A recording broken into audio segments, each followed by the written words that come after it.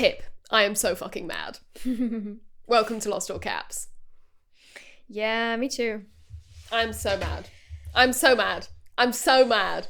Infuriating episode. Genuinely, we finished watching this and I was just like, there was just like silence. Like we didn't discuss the episode at all. And I'm like, I can't even get into it right now because we need to unpack this on air. Like,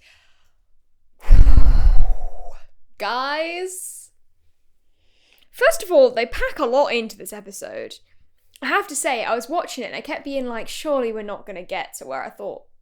I was like, I know where the episode ends. Obviously, how could I forget that? But I was like, sure, how are we going to get through all of this? They do pack a lot in, and I also feel like nothing happens. Apart from the big dramatic thing at the end, like...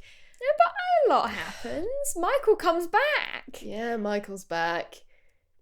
Which, I'm annoyed, because I've been waiting for Michael to come back for so long, and then what does he do? Immediately kills my favourite character. Yeah, but, like, he looked cool doing it.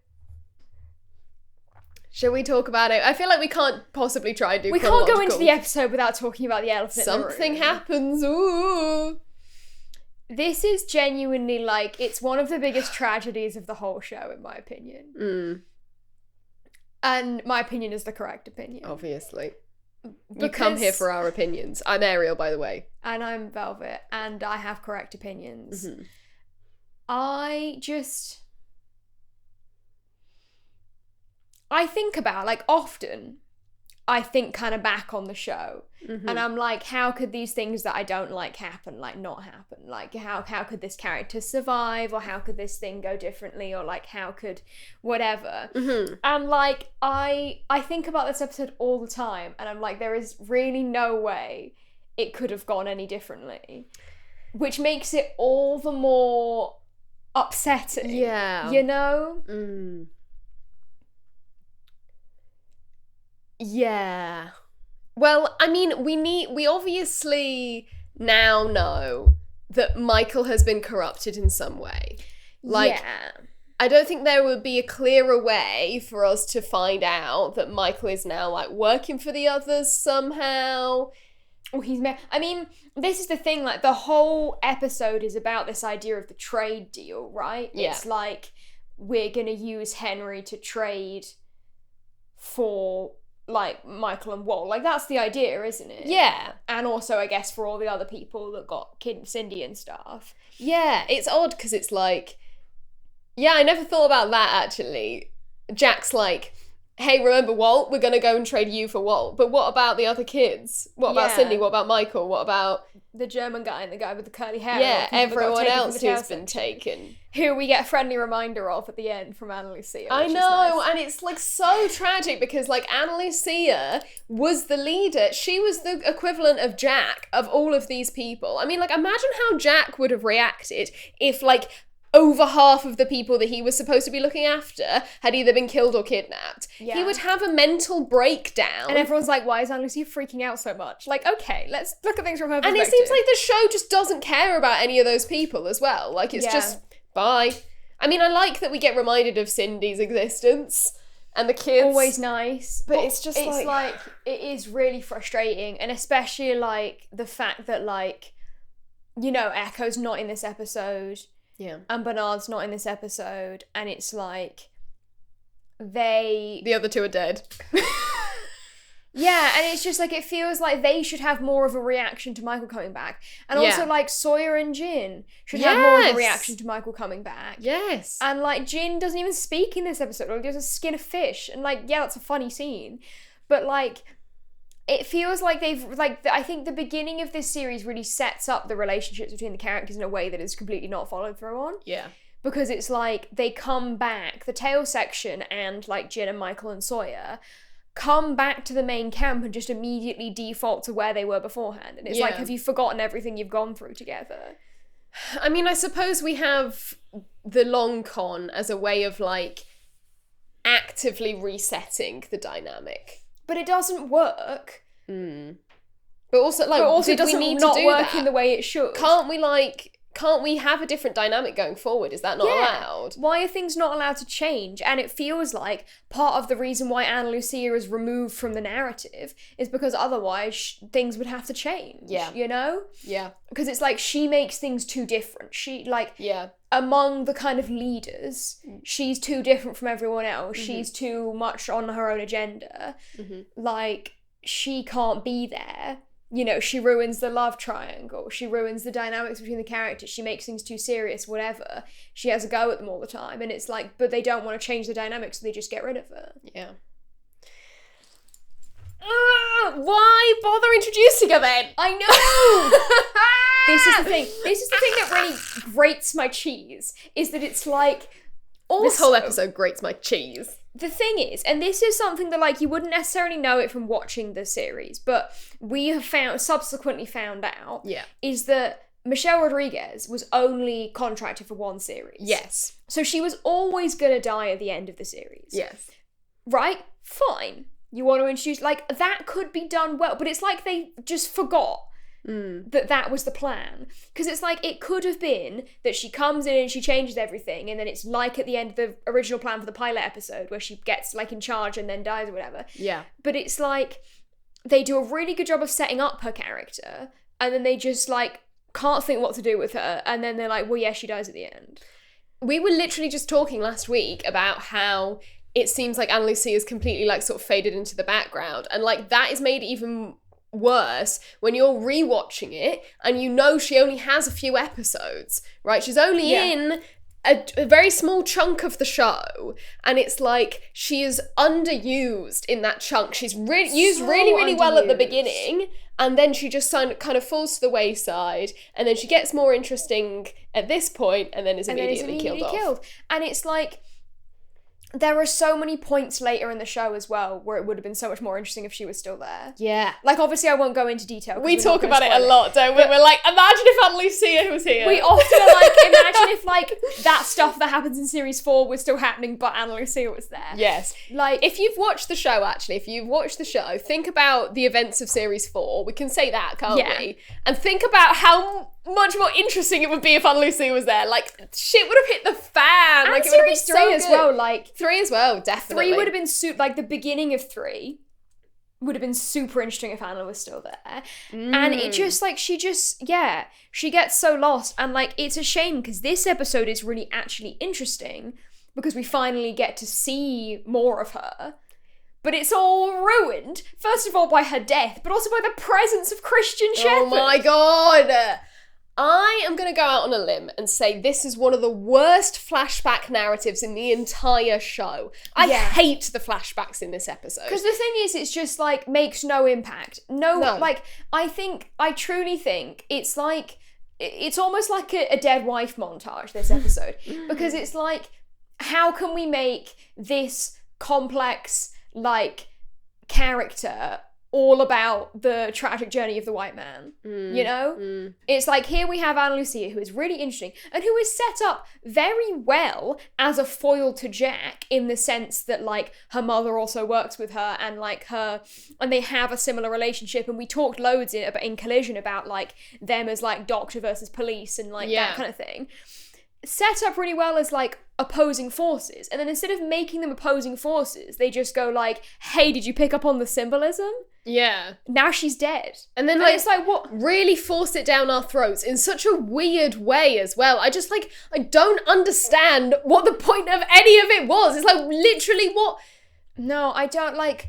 It's just, why is he here? Get him away! And I think this was the point in the show where I started to question if, I don't actually know the actor's name. John Terry, I believe. If John Terry was, like, famous and I didn't know who he was. Me too. Because this is the point where it's like, he's at this point appeared in so many episodes that I was like, oh, do they keep bringing him back because he's, like, a cameo? And I remember asking Mum and Dad when we first watched it, and they were like, I don't think so. He's just in it a lot. The thing is, he's not a bad actor.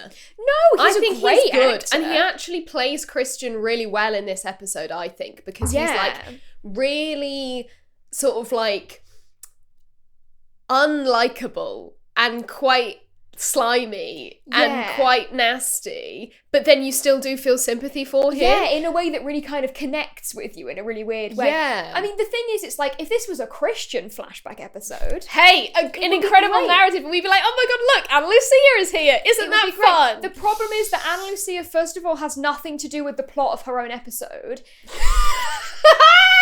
Yes! That's so true! And then it's like, and then that's the end of it. It's like, literally, why did she go on this random side quest? Like, truly, why?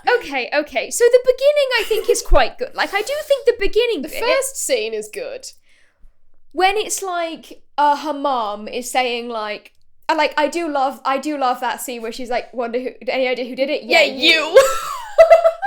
Instantly got her ass. Really good. And then the fact that she then like reacts to that by quitting the police and becoming like a because she says TSA like agent. Even if you don't respect me, respect the fact that you're a police officer. And then she goes, well, I quit. And I think that's really interesting. Also very interesting when you look at it from the angle of Anna Lucia and her representation, like as a representative of like a corrupt police officer. Yeah. And like her being in the police is a big part of her identity and a big part of the way she behaves on the island, and like she has this kind of law enforcement thing about her. So to then have it that like actually she quit because she killed someone and because then she didn't respect the police anymore, because I guess that's the idea, isn't it? It's like, well, she got injured, she lost her child in the line of duty, and then she's like well, how can I trust the justice system Yes. anymore? Because I know that it's bad. Yeah. Really interesting. Yeah. And really good. And like, I do think the fact that she refuses to identify this guy and then kills him herself is a really interesting thing. Yeah. Because And it's like she also- clearly doesn't respect the police. Yeah, and it shows as well that her main motivation is revenge. Like, I think she has a very strong sort of moral compass in herself, and she has an idea of what's right, and I think she's motivated by revenge. And now, I'm not saying I agree with everything that she does, But it's I very, think, her motivations are very clear. and it's a very compelling character. And to sort Absolutely. of have that laid out for us, where she's like, the job doesn't matter anymore. What mattered was me getting my revenge. Yeah. And then the way that influences her on the island, especially around Henry in this episode, but also if with you like Goodwin take it back. and Yeah. and Nathan and everything. Really, really interesting. Yeah. And the fact that she carries all this guilt and how she battles with that versus like what she's done and whether she thinks it was a good thing. Really, really interesting. And then it's like, as soon as Christian is involved, I'm immediately fucked off about the whole episode. It's like, first of all, so let's review. I just don't understand why she doesn't run for her life. Yeah, truly. If a random old man starts talking to you in a bar, immediately you should be on the alert. The idea, first of all, that he starts talking to her, like, because that first scene, I'm like, okay, maybe she's just like entertaining the conversation because she's like she's at work, I guess she feels safe. Yeah. And she's like, well, I'll just talk to this drunk old guy for a bit. And then he's like, do you want to come to Sydney with me? What in the world would possess someone to say yes to that situation? The only way I think there's an explanation offered is when he says it's fate that's brought us together. Because if you think about this show, that's sort of a common theme of being like, it's fate, and I kind of, I'll do something even if there are alarm bells going off, because fate has sort of brought me to this point. But this is... First of all, it's not fate, because like nothing dramatic happened, you just met in a bar. Yeah. That's like a sleazy pickup line at best. Mm-hmm. Fate has brought us here. No, my job brought me here. You were brought here by your medical malpractice. Like, fate didn't bring us together. And like, there's nothing magical that happens that indicates it was fate. No. And also, Anna Lucia is like famously one of the skeptic characters. So why would she be like, it's fate? You're so right. Yeah. It feels like it doesn't fit. Like if, I don't know, Christian had approached like Hurley in the bar, John, and like been like, look at my total was 1623. It's fate. Let's go to Sydney together. Hurley would say yes. If he'd gone to John, fate brought us together. Absolutely. I feel like if Hurley saw the numbers, he would have said no, though. He would have been like, this is bad. Yeah. But like, but it's fate, but it's bad. It's fate, but it's bad. But like. Whereas this is not fate, it's just bad. Like, why? It's not fate. It's not anything. And I know I know that Ana Lucia is a very strong character and she can totally handle herself. Like, if she was in danger, you better believe she'd be able to, get herself out of that. But also... But I think the gender dynamics really dodgy make it really uncomfortable and it's just scary. Even if Christian, like, even if you know nothing about him, it's still a dangerous situation to be in as a woman. Yeah. And like, you should never be going anywhere alone with a random drunk stranger you've met, like who's like twice your age that you've met about. And like, also what this episode proves to us is that Christian is that kind of person and that he is dangerous to be around and that he is like, because he's completely wasted. He nicknames her his son's ex-wife's name. Look, we can't even pull on that thread. Why the fuck does he pick Sarah? Why does he pick Sarah? All the names in the world. So messy. And I'm too messy and it's a Christian Shepherd. And it's like, that's... and Jack's too fucking clean. It's like... I'm like, what will go through a man's head to approach that? So let's put yourself in Christian Shepherd's What shoes. goes through a man's head? We will never know. You have just... Okay, so your motivation is...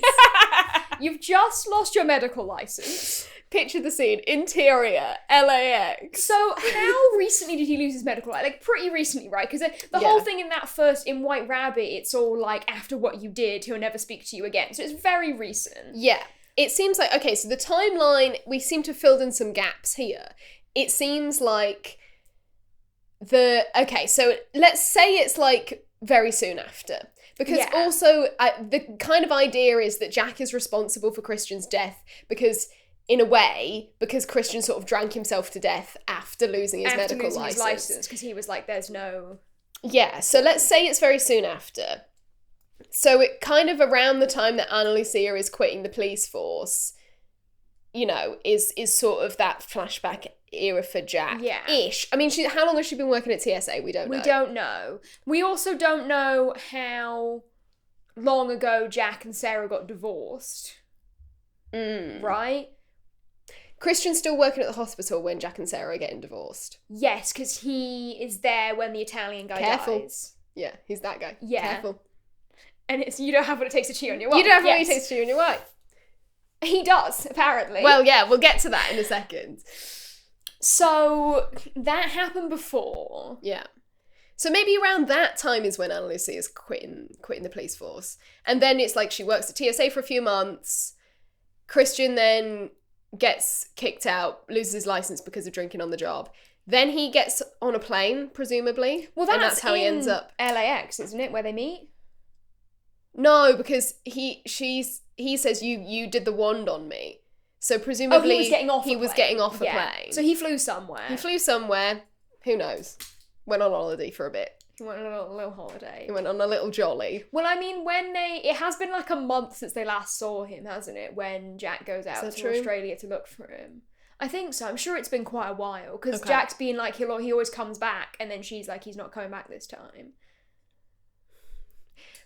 Can we just say, poor Mrs. Shepherd? Oh my god. Poor Margot Mrs. Shepherd. Margot is her name? Margot, yeah. Margot is a truly, like, underexplored character. Yeah, she's not in it she's again. She's barely in it. She's in, like, that one scene that I don't think she's in. I don't think she's even in the wedding episode. No, she's not. I remember being mad about this, because I was like, you've literally had her on screen before. Why not just bring the actor back to just stand in the background? Like, I wouldn't have even been mad if she had no scene. There's, like, a shot of Christian getting out of a car, I'm pretty sure. Yeah, but he's why alone. isn't she with him? Yeah. But then I guess, you know, they're obviously, their marriage is on the rocks. Well, clearly. But, like, I really want to know her and, like, why she stayed married to him when he's clearly an alcoholic and he cheats on her all the time and stuff. And, like, it must be that she's somehow, like, under his sort of influence in the same way that Jack is. And, like, maybe. Not even stronger so because she's mad at Jack. Yeah. For getting Christian's license revoked. Yeah. So she's clearly, like, under this sort of, like, let it slide and everything will be okay kind of That's very mindset, sad, which is really horrible. And also, I think it's an untapped potential in, like, like, the whole family dynamic. And, like, and so much of Jack's past is about his father. And it's like, but what about his mother? Like, sure, she's been reinforcing all the stuff that he's been taught, you know. Or has she? You know, we don't know because we just don't see any of it. I think that's a shame, actually. It's a real shame. Yeah, and I'd like to sort of see her perspective on, you know, how she feels. Is she like, you know, did she stay with Christian for Jack? You know, is it like all her about don't get her divorced, son? it'll ruin the son's... How does she feel about it? Or is she kind of detached in the same way? Do you know what I mean? Like, Yeah. And then Jack just never had enough attention as a child, and that's why the way he is. I mean, would make sense. You know, Or, I'm intrigued. you And know, bless her with her horrible husband. Yeah. She's going through it. But then also, like, if he's always, like, fucking off to Australia to have affairs, maybe she just, like, stays in LA and spends all his money. Could do. Hey, could be a pretty nice life. Yeah. Maybe she's having loads of affairs as well. We don't know. Maybe she is. That would be a twist. Like, she had an affair with Sawyer or something. Like, she hooked up with Sawyer. Can you imagine if she got scammed by Sawyer? That would have been a Yes. great flashback episode. Oh my god. And he's like, with this MILF. He's like, I'm scamming this MILF. She's like, my son's about your age. And he's like, don't say that. That's weird. Oh. Imagine it being like, oh, my son, and then Sawyer has like his thing about the complex. He thinks pictures like a small child. And it's like, this is Just Jack just comes out the door. Hello.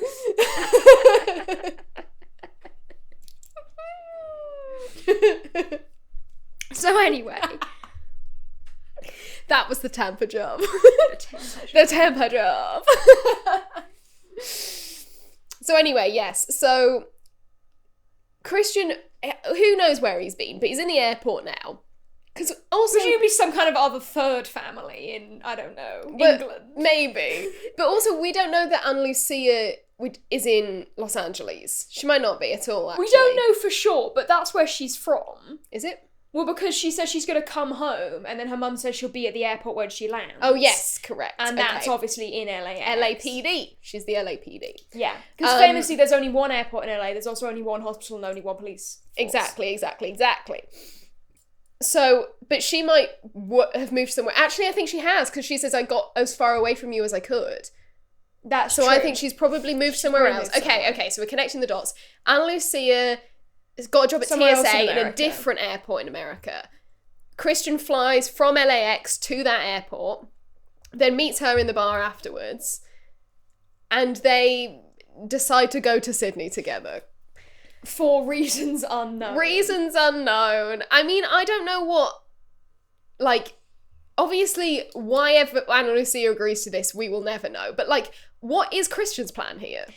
I don't really know, because also, like, they have, like, it's not like he isn't really actively trying to get off with her, also, because, like, they have separate hotel rooms and they haven't spoken to each other for, like, multiple No, months. he's not trying to get off with Anna Lucia. It just comes across that way slightly. So, like, why is he because he wants her as a bodyguard. But, like, why? To go and speak to an Australian woman? Yeah, who he had a baby with? I think he's, like...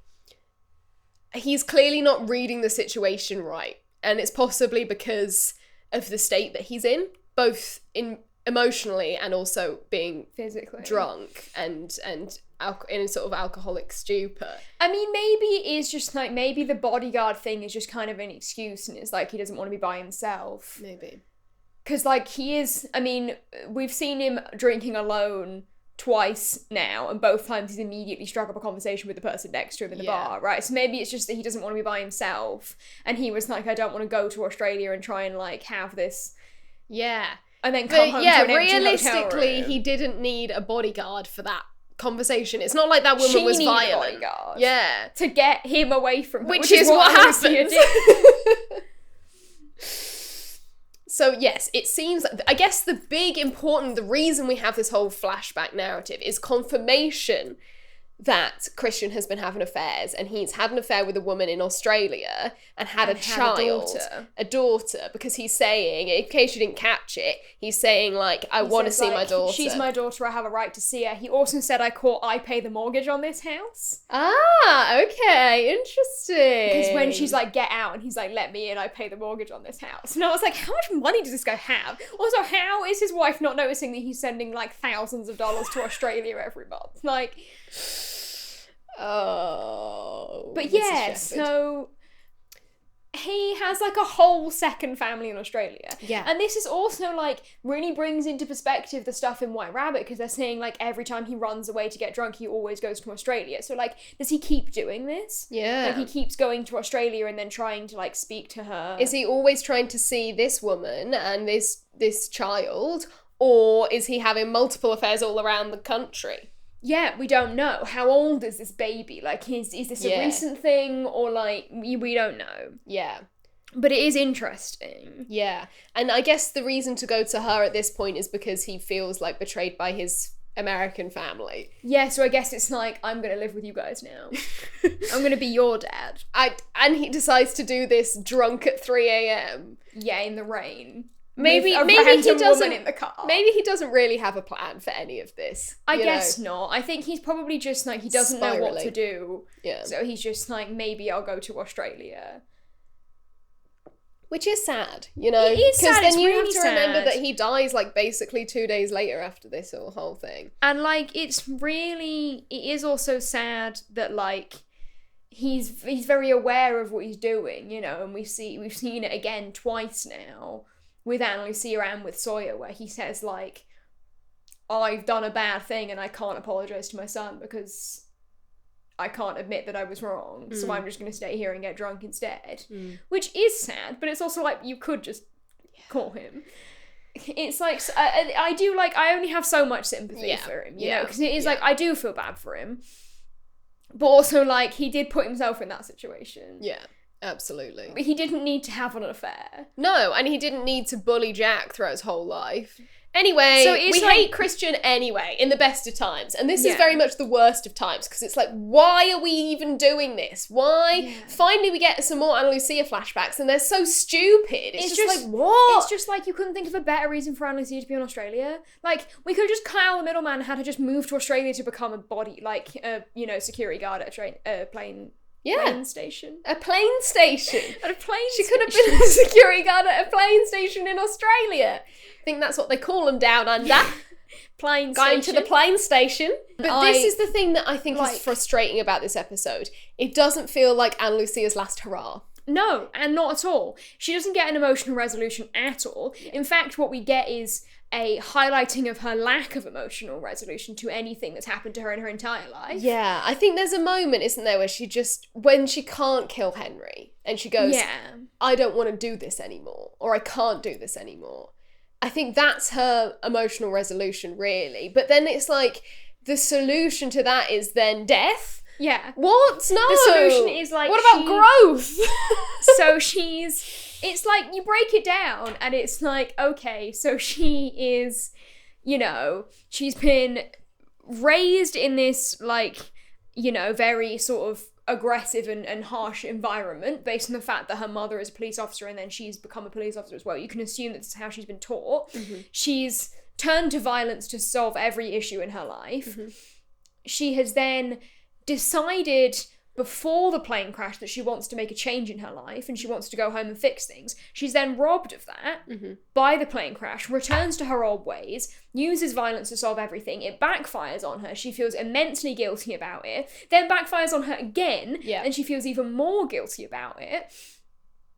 To the point of, like, being like, you can kill me if you want because I've only ever done bad things. Yeah. She then isn't killed, is given no opportunity for emotional growth until she threatens to kill someone again, finds herself unable to do it, and then is like essentially suicidal, and she's like, I can't do this anymore. It's like it obviously seems like there is no other way she can live. Yeah. And then she dies. Yeah. And it's like, it can't, you know, it almost comes back to like Abandoned, and with Shannon's death, where it's like in Shannon you finally see some growth start to happen, and like an I want to make a change and I don't want to be like this anymore, and then she dies. Yeah. And I think, do you know what? As awful as and frustrating as that is, you do have to recognise that the writers are doing it on purpose in some level. I do think it's intentionally tragic. It's a tragic show. It's a sad show. It's a gripping show. It's a dramatic show. Like, yeah, we're fuming about it, but that's kind of good. They probably want us to be fuming, right? No, absolutely. And I think it's intentionally very tragic, and especially that she never got to see her mum again, and like, that is really, like, big. But the crazy thing about me, the thing that really gets me about all of this, first of all, I totally agree that, like, she's completely killed off in the middle of her character arc, which is awful and really, really frustrates me. But, you know, it's like, I feel like that was an intentional decision because she was only ever booked for one season, you know. She definitely deserved more airtime within that season, but I feel like they've intentionally gone, we're gonna cut her off in the middle of her arc to make it dramatic. What the writers didn't anticipate was the backlash against Ana Lucia from the public around the time. Yeah. And this brings us on to Libby getting killed, because we have, like, read interviews and, like, heard bits about the production side of the show. So in case you don't know, basically there was a big backlash against Ana Lucia. For some reason, people really hated her at the time. And so the writers were like, well, shit, we have this big dramatic death scene for Ana Lucia planned, but it's not going to have the emotional impact we want because people don't like her. So we're going to kill off Libby as well as, like, a collateral. There was a sort of myth that went around that it was because both of the actresses got DUIs. Not true. Not true. They did both get DUIs in Hawaii, together. But that was, like, after they'd been written out or something. Like, it didn't line up production-wise. So Michelle Rodriguez was obviously only ever contracted for one season, and then I think the DUIs both happened after they'd filmed their death scenes. Something like that. Yeah. Or after it had been written or something. Yeah. But... So that's not the case, but, like, what better, like, testament to not drink and drive? Like, you could ruin one of the best TV shows. Also quite funny that then, like, the last episode is all about, like, Christian's drinking Very problem. true. Very true. It's just quite funny. Life like, imitates art. But yeah, like, I do think so, and I think, and like, that's crazy to me that people hate Ana Lucia so much, because it's like... I think she's one of the most compelling characters. She's so interesting, and she's new, and then it's like, and I think that's a big also influence on why I think they were a bit too scared to go too hard with her and, like, do too intense things with her, because Possibly. It's like... People already didn't like her. Because as we've seen, like, they were writing it as it was being released. Now, I don't know how tight it was, but, like, it could very well be that, like, the reason why the army plotline never goes anywhere is because they were like, shit, actually nobody likes her, let's just, like, keep her on the down low. Maybe. You know? Yeah, and then bring her back for this sort of dramatic ending. But yeah, I kind of had the opposite reaction to what they anticipated, at least, or I don't know if this was the public reaction at the time, but where it's like, I'm so annoyed that they killed off Ana Lucia, and I kind of don't care that much that they killed off Libby. Yeah, I feel like it's the kind of thing that, like, it's a weird balance with Libby, because it's like, this episode is really cute. Like, Hurley and Libby in this episode are lovely. Yeah. And, like, I understand why they've done that, right? To really make it emotionally hit home. Like, they're just trying to have a lovely date, and they're just trying to be normal. And, like, also it is, like, a teeny tiny callback to Dave. That scene, which I appreciate, because I, you know, as I got very incensed in Dave talking about it, that it's, like, never really relevant again, everything that happened to Hurley in that episode. And, like, then it being, like, you know... that she's saying, like, she's not gonna actively restrict his eating or anything like that, and then, like, they get then, like, well, let's go on a date. Yes. Nice. And it's a really lovely scene, and I think, like, it works, but again, I think the reason why Libby being shot has more emotional impact to me because of Michael's reaction to it. More so than Libby's death herself, because it's like, Libby, I'm not really interested in that much. I mean, I am, because why was she in the psych ward? But then it's like, we're never gonna find, but we'll get to that. But, like, I think it's the way, like, I think knowing how this episode ends and watching Michael in those last few scenes, super, super interesting. Yes. Because you can see him figuring out how he's going to, like, execute his plan. Yes. And, like, even, like, he takes, like, 1 minute to be like, God, I feel so ill, and then locks in on the dramatic monologue. Yes. And I'm like, obviously that's part of that is, like, soundtrack and scripting stuff, but I think that is, like, in universe, it works as well, because it's like, Michael is like, I have to make this really dramatic so that they believe me. Yeah. And you get him, like, calculating when he's talking to Ana Lucia, you could see him sort of figuring out what he's going to do. And so the fact that he's, like, super prepared to kill Ana Lucia, and then when Libby comes in, and she also doesn't even know he's back. Yeah. So it's like, she's so shocked to even see him.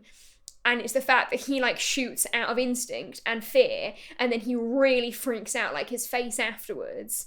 And the fact that there's no other spoken, like, word in that bit, so brilliant. Like, the actual cinematography, televisography, if you will, of that final sequence is really great. So good. Even as much as I hate it, you do have to respect the way it's done. Absolutely. The way the music completely sort of fades out after he says, as he's saying, I'm sorry, looking at the gun, and it's just like the silence is deafening, right? You know? Absolutely. And I like the kind of smoke from the gun, like, going over his face as it sort of pans around to reveal Libby, and, like, yeah, I think obviously Harold Perrineau is a superior incredible actor, as we know, and he really does sell this, like, the lip quivering, like, the very sort of tiny facial expressions. And it's like this long silence where, like, we as the viewer and also Michael are forced to, like, sit with what he's just done. And, like, and then it's like he goes and he lets Henry out. Henry clearly thinks he's about to get shot, because, like, from Henry's perspective, he's heard gunshots, and then someone's opened the hatch, someone he's never met before, and is pointing a gun at him. Yeah. You know, he's then being like, this is it, I'm gonna die. Especially after Alicia just nearly tried to kill him. Like, and the fact that he doesn't even say anything to him, he just points the gun at himself. Yeah. And then there's a long, and it's like, it cuts to black, and there's like 30 seconds of silence and black before the credits start rolling. Yeah. And Very like, intentional. that is so impactful. And, like, this is the thing. I think the death itself is so impactful. And in terms of the plot of season 2, really, really comes at a brilliant time. And it's, like, really well done. My beef is the loss of Alicia as a character. Yeah. Because I think she is a really interesting force in the show and in changing the dynamics of, like, the characters. But, like, the death itself is really impressively done. And, like, really, like, and where it goes from here is amazing. It's very exciting. But I think it's, like, you know, it's very sort of paralleled in terms of the structure of the season with Boone, right? Absolutely. Because Boone's death is kind of like the thing that sets in motion the end of the series. And it's very shocking to us as viewers because we sort of think that he has plot armor. And he's going to be okay, but he's not, and it's very tragic, and it's awful, right? But I feel like this doesn't quite have the same impact because Anna Lucia and Libby are both new characters. Yeah. If you wanted it to feel like Boone, kill someone from the original. Yeah. Kill Anna Lucia and they'll kill Hurley, you know? Yeah. I mean, how crazy would that have been? Because we love Hurley. Yeah. Everyone loves Hurley. You know, there's a whole episode about that. Have Jin come down and see Michael for the first time. You know? Especially since they're besties. Yeah. Like, it makes more of because also, it makes more of an impact on Michael committing the murders. If it's, like, obviously he knows Anna Lucia and Libby. Yeah. But does he know them that well? No. If it's someone he's known since the crash. Yeah. Much more impactful. Yeah. And also, like, the frustrating thing about Libby sort of being the collateral is we're never going to find out why she was in the psych ward! I know. This is why we were, like, saying, tell us your theories about that scene in Dave. I hope we didn't give it away to any first-time viewers, but it's because she dies immediately after. So it's like, what? Yeah. And it's like, now we're just never going to know. And also it's like, now in the space of one season, we've killed off 3 women. Yeah. And kidnapped 1. Yeah. And it's like, do we get to... This is when you start to realise the pattern. You're like, wait, hang on. This is the problem, is then now it's a pattern of, like, losing women. Now it's like, what, we've got Kate, Claire and Son. And Rose. And that's it. And how many men do we have? And also, can I just highlight... when Michael was doing his big dramatic speech about, like, the others, and he's like, they have a hatch and whatever. Oh, they're worse off than us. They only have 2 guns. Half of them are women. Okay. Necessary. So unnecessary. Also, to say that when Kate and Anna Lucia are staring daggers at you is like 2 of the most deadly human beings in the whole show. Who would I put my money on in a fight between Michael or Kate, Michael or Anna Lucia? The women both times. 100%. They could beat the shit out of him. Insane. And also, like, for Michael to be the one who says that, it's, like, really out of character as well. You know, what happened to male wife, I am down to go to therapy, I love women. Yeah. I feel like he didn't enjoy saying that line as well. You can tell he doesn't deliver that bit as confidently as he delivers the rest of it. I think and that's why it sticks out a bit, because he was probably going, whoa. Wait, hang on a minute. Yeah, this feels rogue. But, okay, so let's talk a little bit about, since we're talking about Michael, Michael's a very non-violent character, I think. Yeah, generally speaking. He's taught how to use a gun in the show, whereas apparently most of the characters just know how to use a gun already, and he's an artist. He's an artist. And he's an engineer. And a father, he just wants to get his son back. And he's like, the only reason he learns to use a gun is because, Yeah, but I do think it is really cleverly drawn. Michael's use of a gun, once you know it's leading up to this, you notice the pattern and how it's really drawn attention to. Because if you think all the way back to Adrift, guys, remember that? He shoots the shark to save Sawyer, but he shoots it sort of really badly, and you don't even know if he's killed the shark or not, and he's just like panicking. And he drops bullets everywhere and stuff, right? Yeah. And then he gets taught how to use a gun, and then he very intentionally uses the gun, as you were saying, on Ana Lucia, and then sort of unintentionally, unexpectedly on Libby, and perhaps with less, aim, and he does 2 bullets instead of the 1. And I think it's all very... the seeds are planted really well throughout the season. And also, I am going to say quickly, obviously I won't spoil it, but I think the shot of Michael, when he's holding the gun and he's looking down at it and it's from below, first of all, really cool shot, but also has some potentially important significance for the end of the series, but I'll come back to it I believe it's the last episode. Okay. I don't know what you're talking about, so that'll be fun. I'm going to write down in my notes now to bring it up again. Yeah, instead of the crotch up shot, it's the gun up shot. So what Michael claims is that he saw 22 others. Now, I think that number's very significant. It's not 23. It's not 23, but if you think about maybe... Henry. Yeah, Henry. That would be 23, or if even Walt in the camp. But then there's also the other kids, which you didn't see. Then there's Cindy and the other kids and the other people. Maybe that doesn't quite work. But yeah, I think that's very interesting. Excuse me. And they have a hatch. They have a set of doors. And he's like, the kids must be being held in there because they keep it guarded 24/7. And there are 2 guns in the whole camp. And they live in tents. And they're worse off than we are, is what he said. However, though, how much of that can we trust? Exactly. First of all, because, as we know from the end of the episode, he could be lying. But also, we know that they have access to the medical hatch. Yeah. And we know that they found the lockers with a fake beard and the clothes hanging up in. So I suppose that's our first clue as the audience to be like, I think he's lying, because there is actually a shot of Kate as well. I noticed that this time around. He's talking about how they're all dirty and that's what they look like and blah blah blah, and then it cuts to Kate and she looks confused. Yes, because she's like, I found that beard though, so that can't be right. And I think she's about to argue, but then she doesn't get the chance to. And that's maybe an indication for us to be like, Michael's making this up based on what they know about the others from the tail section, when they kidnapped Walt, all of that stuff. Yeah, and when Jin and Echo see that, see them all walk past. Yeah. In, I don't remember what episode that's in, but ages ago. But yeah. I suppose we get more information about the others from Henry this episode, don't we? Yes, and we also get lots of interesting information. So we have, first of all, can I just straight up lying? When he says, I wrote down what it was he says. When he's doing, he's doing his suspicious mumbling, and Ana Lucia's speak up, and then he goes for her, and he says, you killed 2 of them, good people who were leaving you alone, you're the killer. So not quite. So close. Me when I lie. But completely untrue. Me when I completely make things up. So let's break this down. Good people.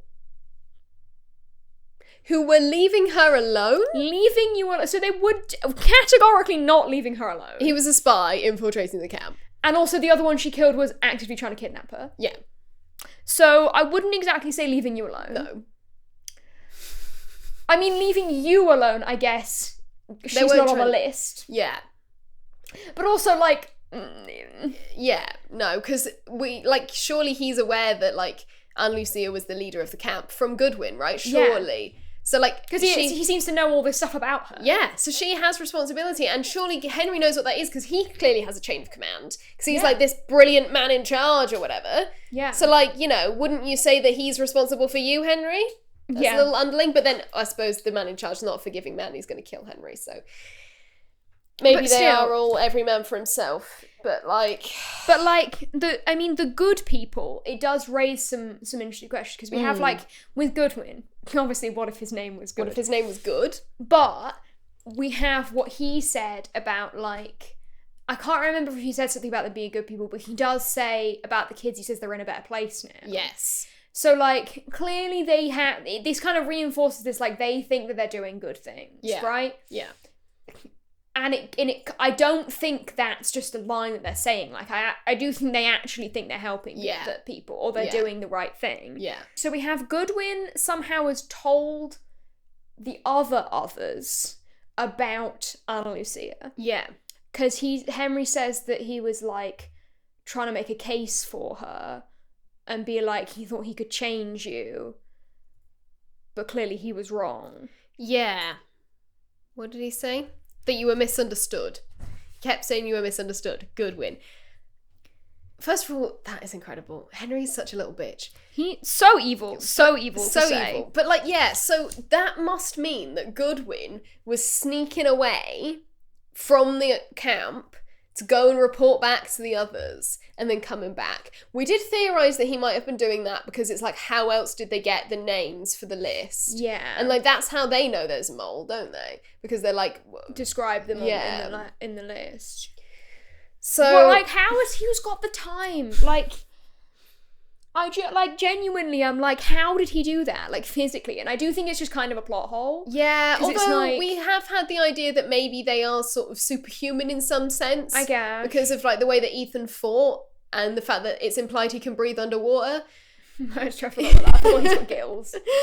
He's got gills, you know, and Goodwin has the power to operate on no sleep and speed run the island. You know, they're like the X-Men. They've all got their different mutations. They've all got different skills. What's Henry's skill? Withstands a beating. His skill is big eyes that entice bald men. And evil, conniving ways, yeah. He gets tied up in, like, 4 different ways in this episode. Once again. I don't know who in the writer's room decided that every single scene Henry Gale must be tied up in a different position. But hilarious choice. Whoever that was, I love you. I think that's so funny. Yeah. But I think they're so like... But he is like, you know, we're like, oh, all he does is manipulate people. We also see in this episode that he is quite strong and he knows how to handle himself and attack people. So he does, like, Anna Lucia, like, can't get him off her. Yeah. Which is kind of crazy. Yeah. And he was just gonna straight up execute Anna Lucia, like, just strangle her. And so it's like, what was his plan there? Does he really just think he's a dead man? Because it's like... I guess he's just freaking out. And he's like, I'm gonna die. I think because, obviously, I guess he knows Jack and Kate have gone to the line. Yeah. So he's like, they're not gonna want to trade for me, because he knows that that's not the plan. I guess whatever the plan was, which we'll get into in a minute. But then we have, like... He's under the impression that then once Jack and Kate come back without being able to trade, they're just going to kill him because he's of no use to them anymore. So or if they let him go, he's going to go back and then he's failed his mission and whoever's in charge of the others will kill him. Yes.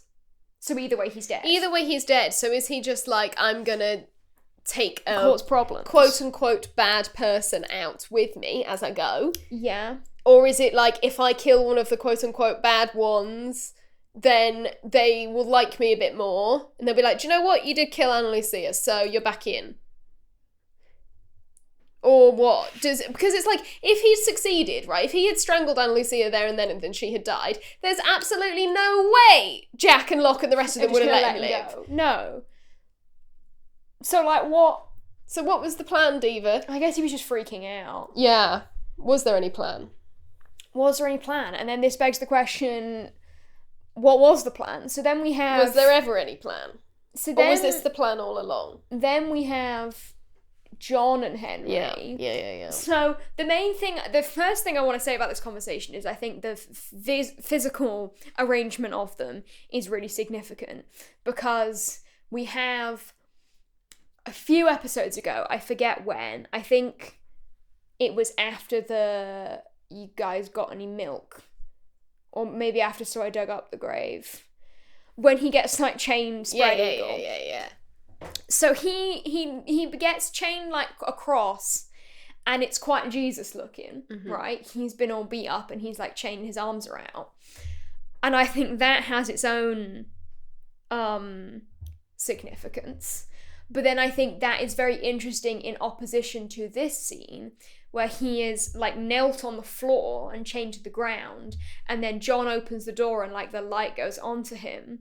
And it's almost like he is like praying to John. Ooh, interesting. Yeah. Rather than being the one who's like the religious martyr. Yeah. What is it? Men kill their martyrs, then kill them? No, something like... Oh god. The quote, the Dostoevsky... Yes, they like hate... Quote. It's something like they mourn... They like revere martyrs, but they hate the prophets. They kill their prophets. You guys remember, I'm sure. You remember that bit. Either way, you end up dead. That was what Jack said. Yeah. So maybe there's some interplay going on with that in the dynamics. Also interesting in reference to like Echo doing his like religious penance for killing two of the others, and then like giving the bits of his beard to Henry. Just some interesting imagery. I don't think it really means anything in terms of the wider plot, but I think they sprinkle in a lot of sort of biblical imagery. Definitely. But it could have some implications when we're looking at who is bad and who is good, and who is wanted and who is indispensable. Yeah. And this kind of like the idea that they get to decide who lives and who dies. Yeah, and then we have this idea of like the man in charge. Yeah. Who we don't know who that is. It could be the guy with the beard, but I assume no, it's not, because he says he's nothing. Oh, he does, doesn't he? Yes. Yeah. So there's some other mystical figure who's the man in charge, and he's great and he's brilliant, but he's not forgiving, and I failed my mission, so I'm gonna die, basically. And he says, "You're one of the good ones, John. When that woman caught me in her trap, I was coming here. I was coming for you." Now, do we believe him? Unclear. I do. I have to say, it's one of those things. Like You're like, no, wait, but he can't still be lying. Like we've said, I think we said this before in lockdown, but it's one of those things that even having watched all 6 seasons of the show, I still come back to this and go, what was Henry's plan? Yeah. But I do believe on a level, because it is, like John said, he could have killed him. Yeah. He could have killed him and escaped very easily, but he didn't. Yeah. And it's like, if like, at this point, Saeed, Natalie, Sia and Charlie had gone, they were going to figure out he was lying, he could have just run away. Yeah. So he obviously had to stay for some reason, and he couldn't have run away with John, because John was hurt, so he had to keep him alive. Like, he could have just, like, let John die in the thing. Yeah. And then gone, like, I'm tied up. It wasn't me. That's true. Whatever. Like, so he actively tried to keep John alive. He does actively try to keep John alive. Even after the blast doors go up, he, like, stays with him and is helping him with his leg. Yeah.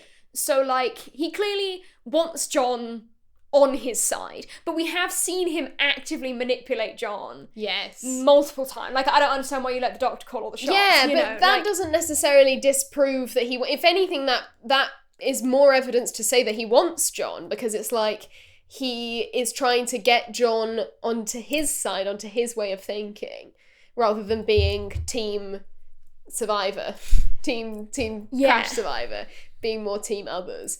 But I think, just to sort of play devil's advocate here, what if it's all about the button? What if Henry couldn't leave because he can't leave the button unattended? Because John would never have run away with Henry even if he wasn't injured at that point, because it's like, well, who's going to press the button? This is true. Well, that also, that theory would imply that Henry knows, or at least believes, that the button is real. Yes.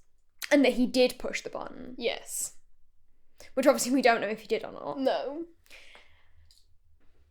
But that's also interesting, because then that has interesting implications for, like, the presence of the others and the presence of the Dharma Initiative, and are they different? Are they the same thing? Yeah. But then I guess, if he is, yes, button, I love the button, I did all this for the button, why would he tell John he didn't press it? Yeah. But then, if he doesn't give a fuck about the button and it's all about getting John, why would he tell John he didn't press the button? To fuck with John. But you don't want to fuck with him too much, otherwise he's not going to want to come with you, right? Yeah, so what we know, without a shadow of a doubt, is Henry trying to fuck with John. Yeah.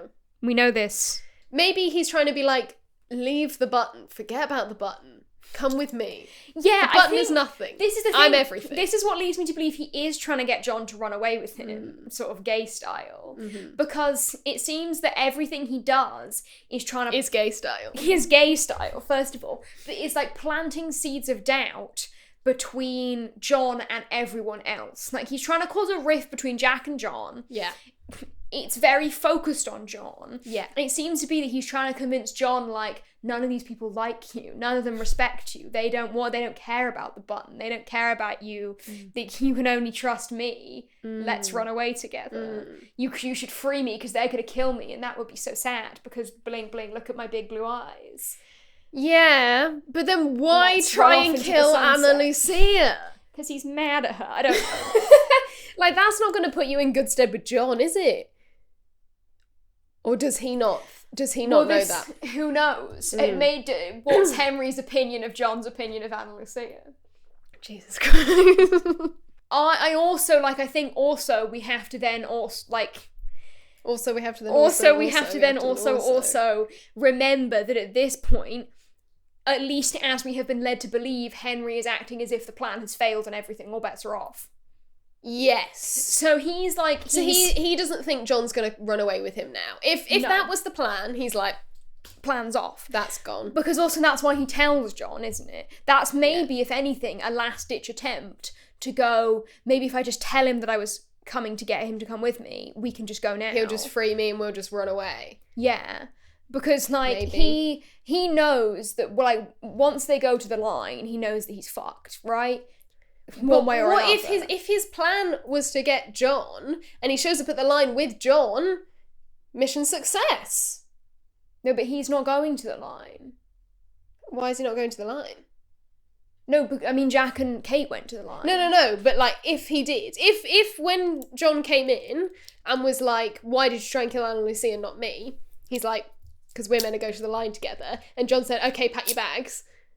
Then the mission hasn't failed. The mission's succeeded. And I guess they would cross paths with Jack and Kate and Michael on their way back, and then it would be like, what are you doing Spider-Man here? meme. What's he doing out of his cage? He's doing just fine. He's doing just fine. Yeah, okay. So I guess that's the last-ditch attempt, right? But then it's like, it's so hard to pin anything down because we don't know when he's lying or not. No, and this is the thing, and you never figure it out, really. There's never No. any concrete evidence one way or another as to what Henry's plan is. I would venture at any point. But here's the thing we do know.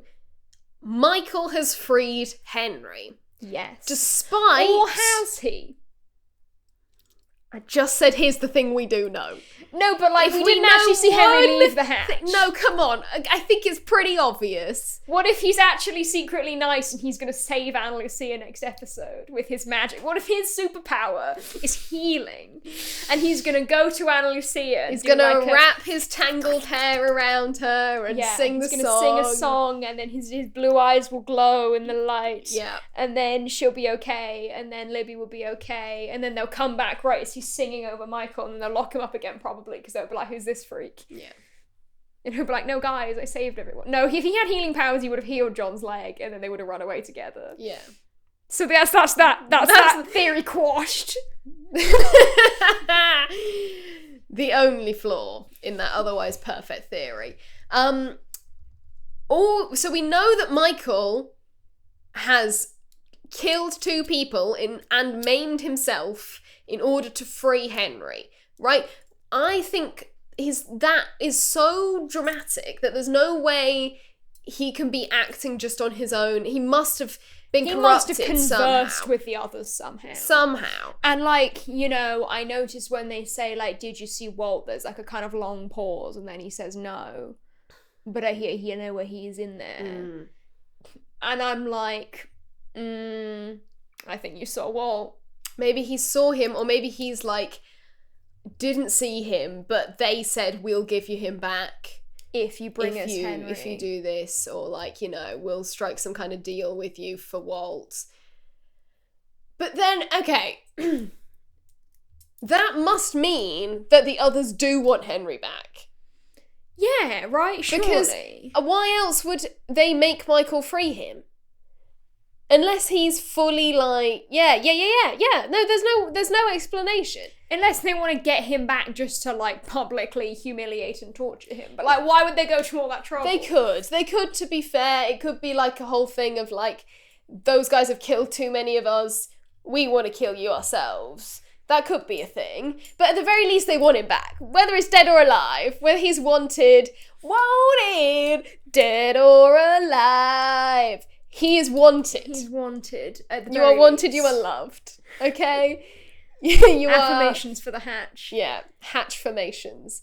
Yeah, so all of the things that he's saying about, like, they don't care about me, I'm a dead man, that is They're all not a lie. true. There's gotta be a lie. Well, they are not true. They might not be a lie. It might be that Henry believes them, but they're not true. Yes. Because he might have given up hope that the others would ever come and bring him back. But then Michael sort of provided a way for them to get him back. Yeah.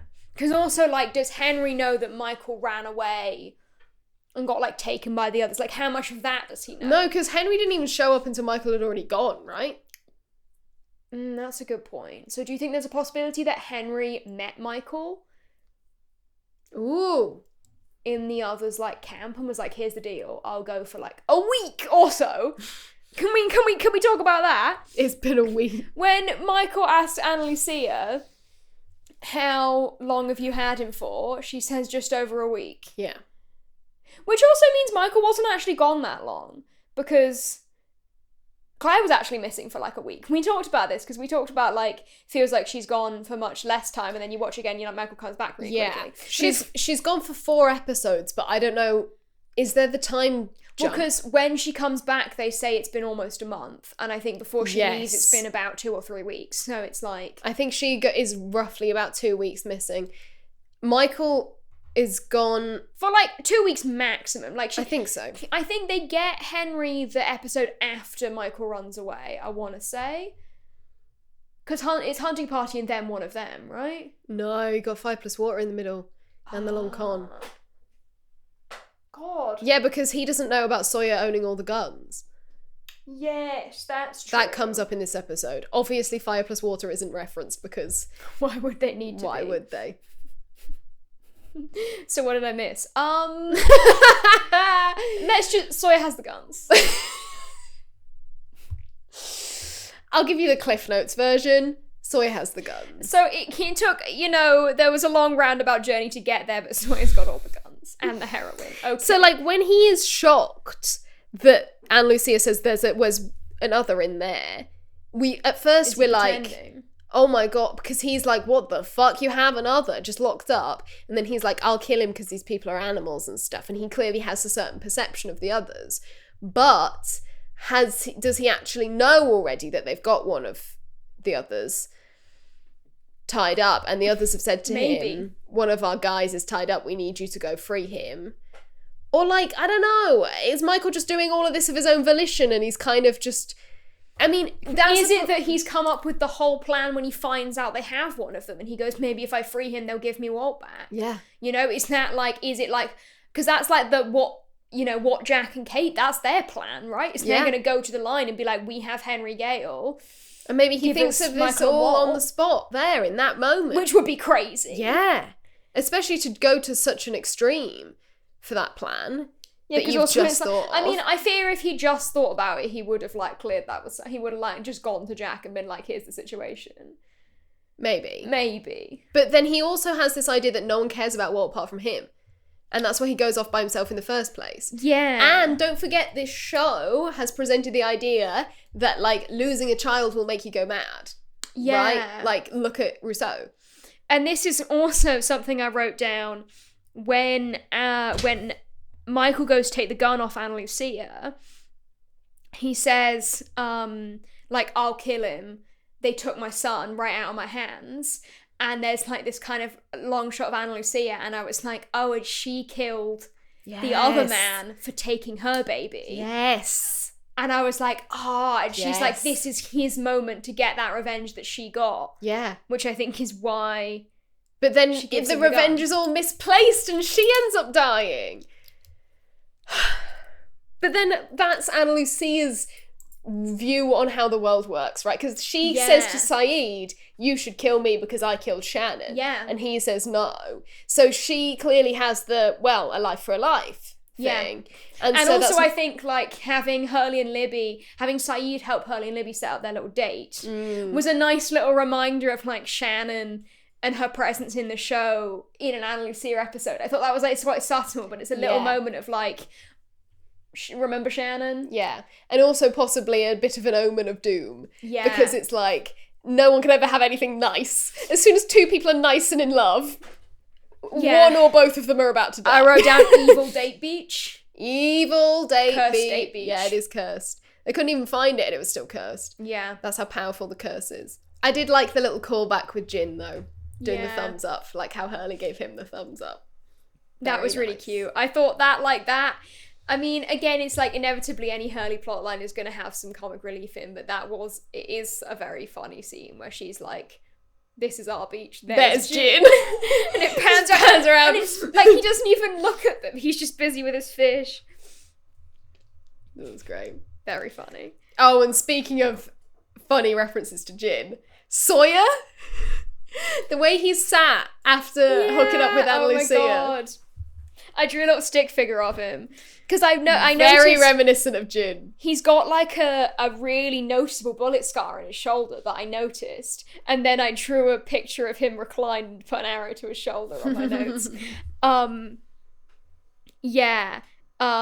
have to say, as much as I do think a lot of the writing in this show is very, like, misogynistic and is very, like, and it objectifies the women unnecessarily, I do think it's quite funny that Ana Lucia sleeps with Sawyer to get the gun off him.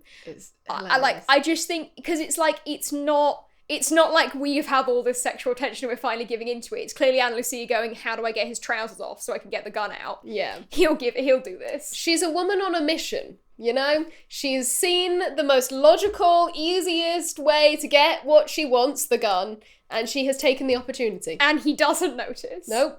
Until he tries to get the gun, like, 3 scenes later. Yep. And I was just like, that's actually queen behaviour of her. Absolutely. And, like, I think also the framing of having, like, because it's like, there's like the super high intensity music. And then it carries on after they start kissing. And I was like, that's just quite, like, I think that's just edited to be a bit comical. No.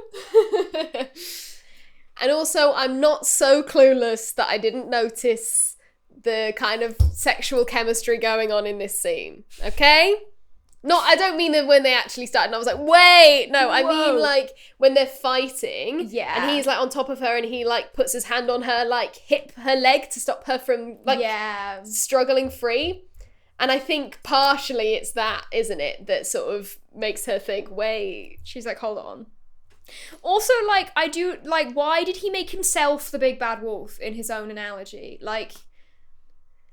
Oh, I got distracted by Stacco guns. I didn't really pay attention to the analogy. Well, because, like, famously Little Red Riding Hood is a story about, like, warning little girls to not talk to strange men because they'll get, like, kidnapped and assaulted, right? Uh-huh. And he's like, oh, Little Red Riding Hood's gonna follow the big bad wolf to his stash of guns. And I was like, why are you making yourself the rapey wolf?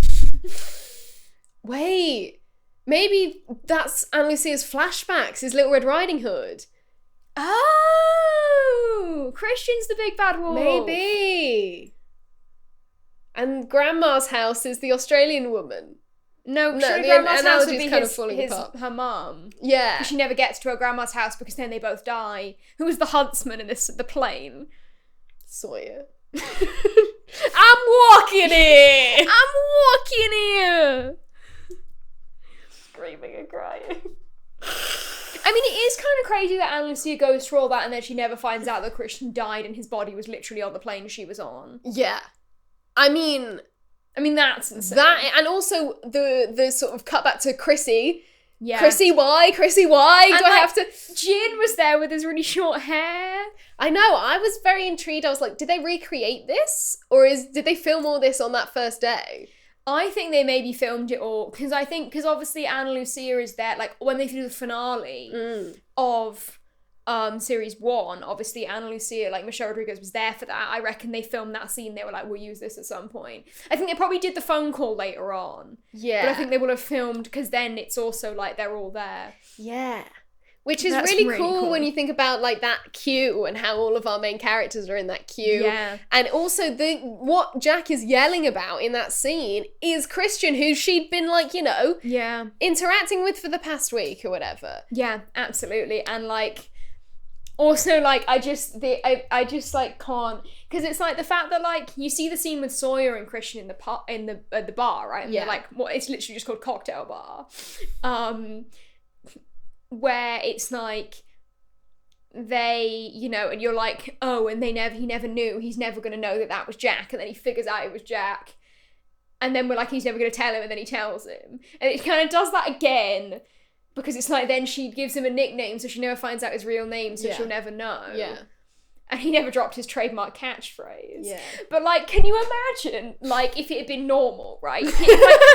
No. If the plane... well, not normal. Obviously, none of it's normal. But, like, can you imagine for a moment, live in a world with me where the plane didn't crash, where Ana Lucia goes and flirts with Jack in the airport, on the back of all of that, and of, like, accidentally picking up this old guy in an airport and going to Australia with him.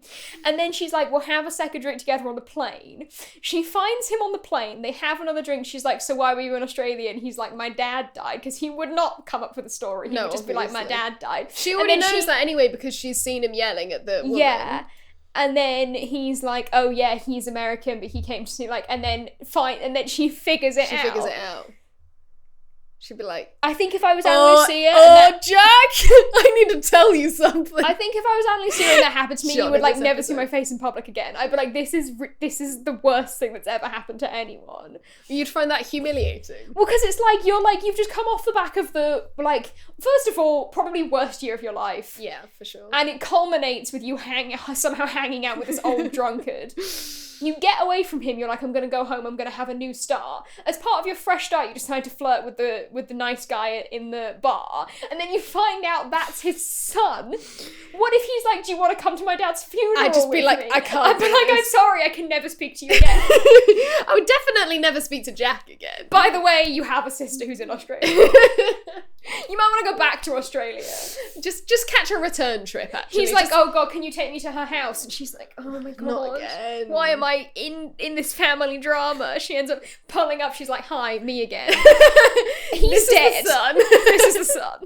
I didn't kill him before you. I didn't kill him. Assume that. And this Australian lady's like, oh, what is going on? I told you to get out. Who's going to pay my mortgage? Yeah, that poor woman. Maybe she's been evicted. Hey. Maybe. Hey. It's just... It's really cool the way that it's interconnected, but it's also really stupid. It's like... I don't quite understand. So the bar that Christian then goes into, Cocktail Bar is where he meets Sawyer. And says, I wish I could call my son and tell him I'm sorry. But isn't he already in the bar when Sawyer walks in and orders a drink? In Sawyer's episode? Maybe Sawyer walks past Cocktail Bar and then goes and shoots that guy and then comes back to Cocktail Bar. Because it's nighttime when they're in there, isn't it? Why have him there, though, if that's the case? This is the thing. I think this one is also, it's a bit too obvious. Yeah. Like, because it's also like, first of all, we've done this exact thing of someone met Christian right before he died. Like, we did that last series. And it was much more impactful. And it was really, really emotionally impactful. And that is one of the that scene is still one of the scenes that, like, makes me the most emotional out of everything that happens in Lost. When Sawyer tells Jack all of that stuff, like, what he said. And I think it kind of cheapens that, first of all. Yeah, I think because it's so. like, then we're just going to do it again with another character. And also, I'm too busy trying to figure out the plot holes and, like, the hang on, how is Sawyer walking to the bar when Christian's walking to the bar and all of that? Yeah. When it's like, it's not about that, is it? Yeah, it makes it not about Ana Lucia. I think the crossover is way too transparent, and it also becomes like, you know, oh, let's give each other nicknames. It's like such an obvious way around her not figuring out. But it's like, if she knew his name, it wouldn't make a difference. No. Because there's no way Jackson would be like, by the way, my drunk father, Christian Shepherd, who was a doctor. Like, he's not going to bring that up. Obviously, there are parallels between, because she's like, oh, I don't think parents and children should work together. Yeah. And there's, like, all these parallels drawn with Jack, And but he goes, she's... I'll drink to that, and I'm like, you're the one who made your son become a doctor, but okay. Yeah. Sure. But Yeah, I feel like you're parents the and problem children here. shouldn't work together because my son got my medical license revoked. Ha ha ha ha. No, you're the problem. Yeah. But I think there's an interesting parallel between Kate and her mum and Ana Lucia and her mum. Yeah. Because when Ana Lucia's mum discovers that she's done something really, really bad, killing someone, even though she had a very good reason to do it, she says, I want to help you. As chief of police. Even as chief of police. More So- like head of the precinct, captain of the Yeah. precinct. Even as chief of the police, even as a person in charge of all of the police in America, there's one police in America and she's in charge, Yeah. she's still like, I want to help you. And she would definitely lose her job, right? If she helped out a criminal. 100%. They would both go to prison. And then it's like Christian's here harping on about losing his job and how he lost everything and blah, blah, blah. Yeah. She doesn't care because family is more important to her. Yeah. Whereas to Christian, his job is more important. And I think it's a very important turning point for Ana Lucia to actually talk to Christian about that, because she realises that her mum was trying to help her, you know? Like, and that's why she rings her up and goes, I want to come home. Yeah, because and the fact that even when she caught, she's like, still I want to help you, and still I will meet you off your plane. So maybe that's kind of it all. The point of her getting involved in Jack's and Christian's family is she's like, whoa, these guys are damaged as fuck. My mum actually cares about me a lot, and I was maybe a bit harsh to her, and actually we can repair our relationship. Which is crazy. Because I don't want to end like, up like this. Crazy that the like super corrupt police officers actually have less familial issues than the doctors. But anyway, I'm doctors. I'm getting off track here. Kate's mum does the opposite. Even though Kate killed the guy to try and protect her as well, she's like, I never want anything to do with you. Yeah, and she calls the police on her. Yeah. And everything. So I think there's an interesting, like... Absolutely, I think there's a very interesting parallel there. And I think, again, like, criminals versus law enforcement is obviously a big thing in the show, and the idea that neither of them are really in the right and in the wrong, and, like, that it's all, like, a grey area. And then we also have an interesting kind of almost a nod to that, or, like, a contribution to the conversation on, justice with Jack and John. And I completely forgot this scene was ever in it, where Jack says, like, what you and Saeed did to Henry was the right thing. Yes, I forgot this I happened didn't too. like it, but, like, you did right. And John says, you did what you thought was right at the time you thought it. And I was like, that's very interesting as a sort of motto for the whole show, in a way, because every single misunderstanding and, like, thing that happens in the show does kind of boil down to you did what you thought was right at the time you thought it, because that's what everybody does.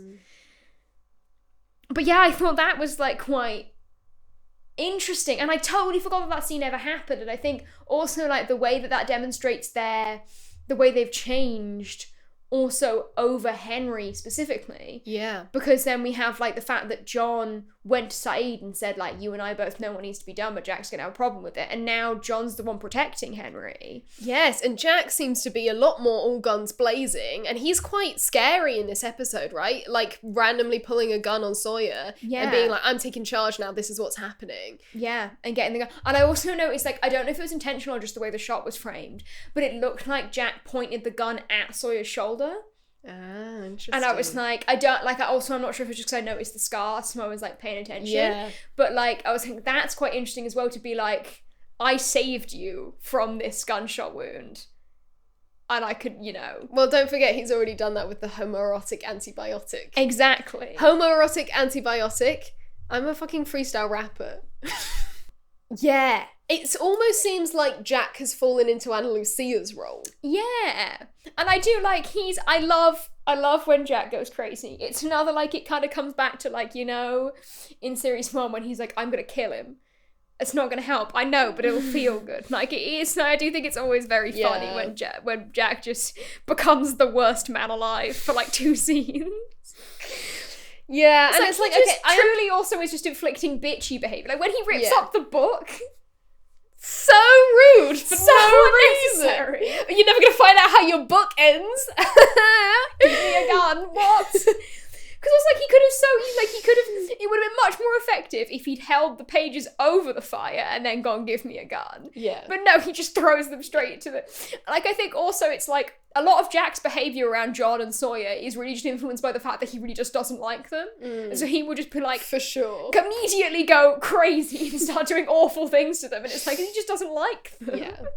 Which I think is really funny. Yeah.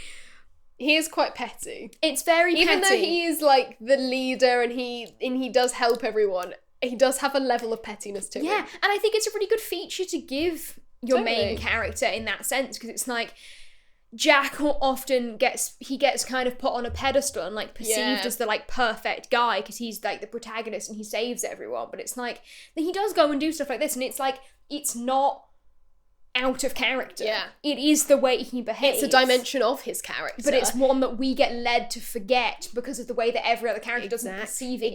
Exactly right. That is you're exactly right, Jack. That's so true. But then it also just makes me mourn, like, Ana Lucia. I feel like when she becomes part of this group, she relinquishes her leader role quite a lot, and I would actually be really interested to see more of the dynamic between her and Jack and John, like as a little triangle on how to lead, because we know that Jack and John are always butting heads. I think Ana Lucia to also butt heads with them and kind of go toe to toe with both of them, because you know she would. Yeah. Why do we never really see that? And, like, Kate and Ana Lucia could have been a very interesting... Totally. I feel they would probably agree on a lot of stuff. But I can also see them butting heads over things. Like, I think it could be a really interesting dynamic.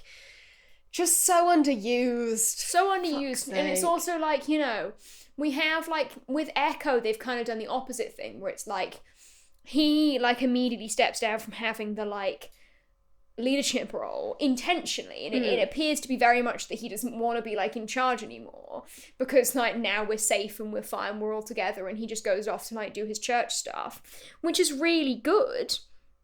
And I feel like if I had been in the tail section, I would probably do something like that. I'd be like, okay, I'm gonna let these guys be in charge now, and I'm just gonna chill out. So it's like, if Ana Lucia was gonna do that, they should have committed to her doing that. Yeah. But if she was gonna still be one of the leaders, they should have committed to her still being one of the leaders. Yeah. But she doesn't do either. She just, like, hedges in the middle. Yeah. And just I understand why, because it's like, she kills Shannon. So, like, to kill Shannon and then immediately come in and be like, I'm gonna tell you how to run the show. That is like, okay, take a step back. Yeah, unrealistic. But I feel like after they kind of forgive her for killing Shannon, it could have been a really interesting thing, because they'd have the army, but then the army never goes anywhere. So it's like... But then the army is kind of, I guess, called back, like, when... I guess this is the army, right? This is what he's like, right, we're going to go over now. When Michael says, like, we can take them, that's what I came back to tell you. And it's like, okay, now they're going to assemble their army. Yeah. But now they've lost their general. Unless Michael's the new general. He's the new sheriff in town. Maybe. Well, we can't get into it, but Sawyer has the gun. Just keep thinking about the idea of, like, Michael sitting down with someone and being like, what did I miss? And he's like, it's a long story. I think as well, like, the episode really just falls victim to turning Ana Lucia into, like, another, like, feature of the love square. Yeah, I guess with her hooking up with Sawyer. And, like, also, like, at the beginning, she, like... When, first of all, Sawyer's kind of, like, Mango River contraption. I liked that. I didn't really get a good look at it. It was like he'd set up, like, sticks, a sort of dam across the river, and then he was knocking mangoes off the branch, and then they'd go into the river and then, like, flow down and hit the stick, and then, like, all collect, and then Alex, he just went and picked one up. And I was like, that's actually really clever. How did he figure that out? My man's out here doing side quests. And I was like, that's, like, never in it again. No. They just built that for fun. But in that scene, it's like, maybe the angriest Sawyer has ever looked. just because Anna Lucia said, like, Jack's going off with your girlfriend. And he looks enraged. Had this crazy stank eye, like... And then at the end, when it's like, they're like, Kate, you have to come with us to help us get the guns off Sawyer. First of all, what? I know. Just all the women are getting slutted out to get guns off Sawyer. And it's like, you know, Anna Lucia has her, like, give Sawyer my best moment. Yeah. And I'm like, now it just feels like it's all about who's going to sleep with Sawyer. Yeah. I think the show falls victim quite a lot to just being about who's going to sleep with Sawyer. And it's never Jack. I know. It's never what we want. But this is the thing, like, there's a great quote from Damon Lindelof where it's something like, I'm making the show for all the super fans who want to know what's going on with the Dharma Initiative and the mysteries and everything, but I'm also making it for my mum who just wants to see Sawyer with his shirt off. That's quite funny. I think a lot of people, like, obviously we're very intense fans, but a lot of people sort of were casual viewers who were just like, who's gonna date who? Yeah. I did enjoy, like, Saeed's return for one scene. He was drinking out of a Dharma Initiative water bottle. Did you see that? Yeah. That is genuinely really intriguing to me and is totally a throwaway bit prop. But like, yeah, because it means they have bottled water. Bottled water. Why would they have bottled water? But they were also drinking the tap water out of the sink. Yeah. Because they, like, in that scene where Kate and Jack and John go to get the guns off Sawyer, they're, like, filling up water bottles in the sink. If you are building the hatch, you would make the water drinkable, because your whole point is that you're going to send guys down there for 500 days or whatever, and they're not allowed to contact the outside world, and they've got this big food stash, but to also fill that with all the water that they're going to need, that would be ridiculous. Just make the water drinkable. Yeah, so they would just make the water drinkable. And like, a lot of the fresh water on the island seems to be drinkable and nobody's getting sick and it's fine. So like, yeah, the water in the taps is drinkable, so why do they have bottled water, especially when they're not supposed to be going outside of the hatch? Yeah. Because, like, to me, the only reason you'd have bottled water is to take it somewhere. Really interesting. Interesting! Really interesting. Teeny tiny detail, but really interesting. Mm-hmm. Or is it just the prop department, like, let's put the Dharma logo on everything? Who's to say? Hurley loves Say Anything. That's another bit of info we get from Here's something we know for sure. Hurley loves Say Anything. Hurley loves Say Anything. Write it down. But also, like, I did think it was quite cute when he says that you should totally check it out. I mean, if we ever get off this island. So he's like, uh-huh. Yeah, great. Honestly, I think a lot of Hurley's lines are just fab, because it's like, so genuine and earnest, and then it's like, yeah, shit, we are probably all stuck here forever, oh wait, aren't but we are all gonna die. Yeah. Oh, and it's now just like, and Libby's Hurley dead. can't catch a fucking break. Poor Hurley. But then imagine if, like, this had been Hurley's last episode.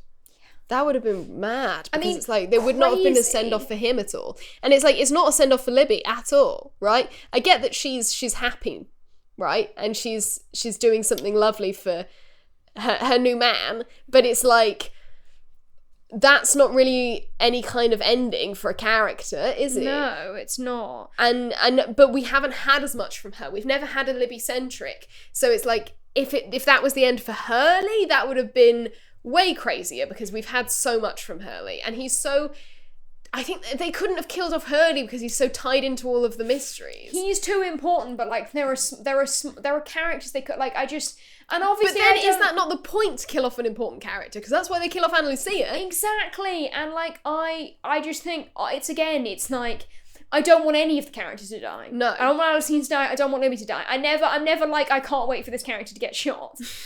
But like, Sawyer.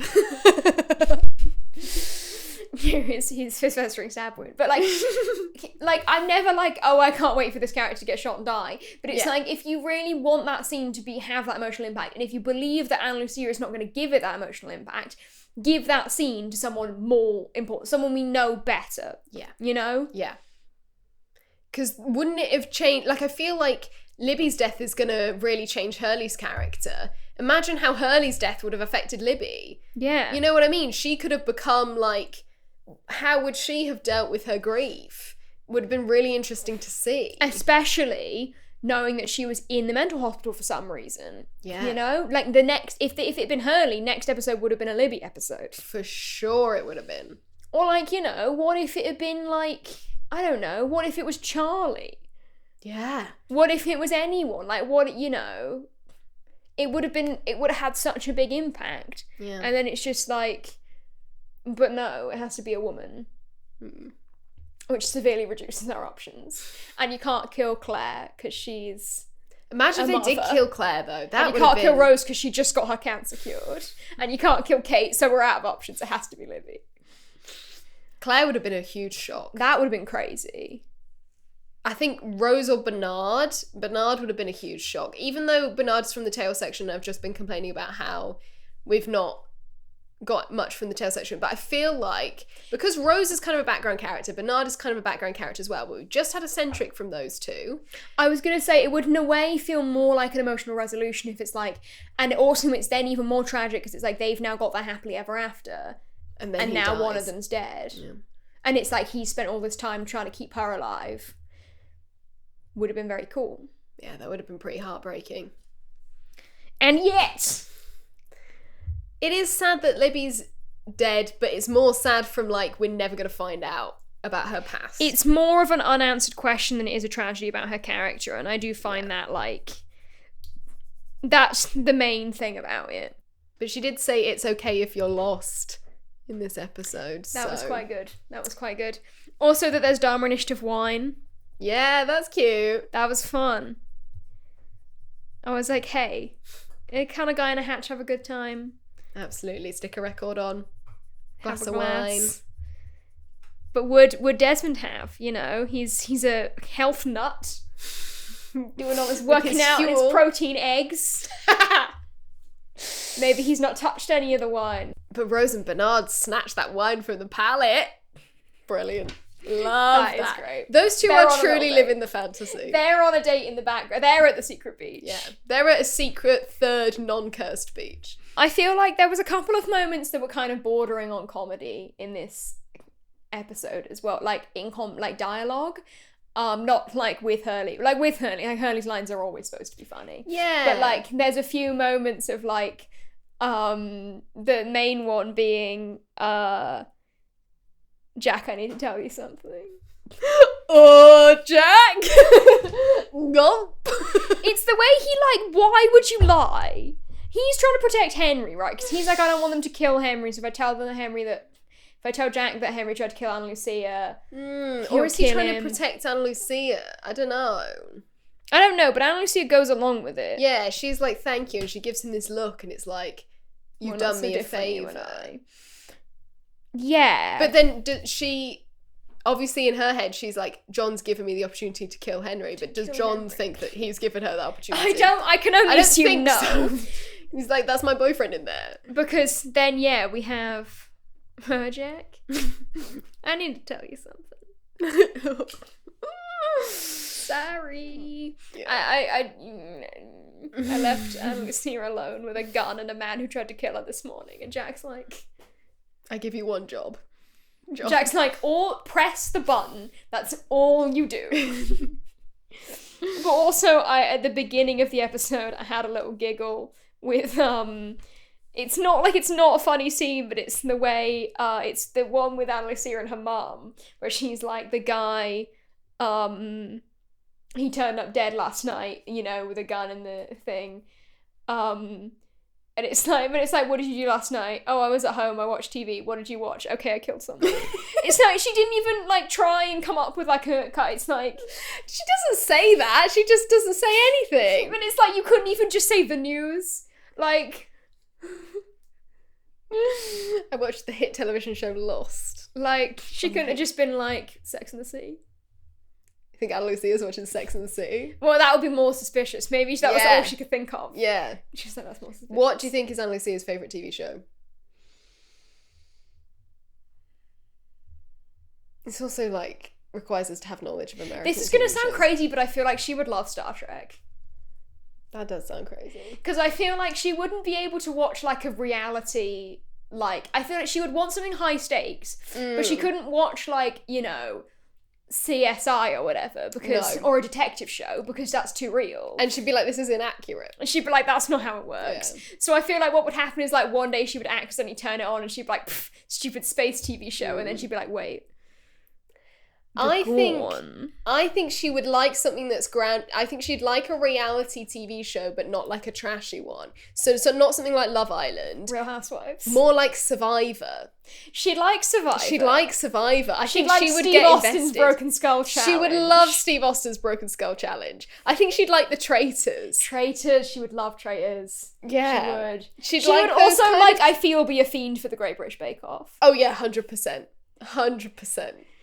She would be like engaging with it with the same intensity. She'd be like, do not temper your chocolate like that. Are you crazy? Mm-hmm. Gordon Ramsay. She'd love Gordon Ramsay. Yeah. Do they get kitchen nightmares in America? Oh no, wait, he did a whole show in America, didn't he? He did a US series, yeah. Hell's Kitchen. I feel like she'd like Hell's Kitchen. She would like Hell's Kitchen. Yeah. But I'm glad you brought up Ana Lucia's mum again, because there was another thing I wanted to mention about her. Do tell. So, that phone call at the end, obviously it is like the lovely sort of only bit of emotional resolution we somewhat get.